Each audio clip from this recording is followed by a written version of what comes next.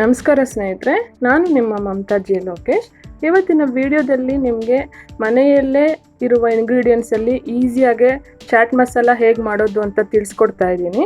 ಇದಕ್ಕೆ ಬೇಕಾಗುವ ಪದಾರ್ಥಗಳು ಏನು ಅಂದರೆ ಜೀರಿಗೆ 2 table spoon, coriander seeds 1 table spoon, pepper 1 table spoon, dry ginger ಅರ್ಧ ಟೇಬಲ್ ಸ್ಪೂನ್, ಗುಂಟೂರು ಚಿಲ್ಲಿ 1, ಜಾಕಾಯಿ ಅರ್ಧ, ಪುದೀನ ಅರ್ಧ ಕಪ್ಪು, ಲವಂಗ 4ರಿಂದ 5, mango powder 2 table spoon, salt ಅರ್ಧ ಟೇಬಲ್ ಸ್ಪೂನ್, ಹಿಂಗು 1/4 ಟೇಬಲ್ ಸ್ಪೂನ್. ಈಗ ಬನ್ನಿ ಇದನ್ನು ಹೇಗೆ ಮಾಡೋದು ಅಂತ ನೋಡೋಣ.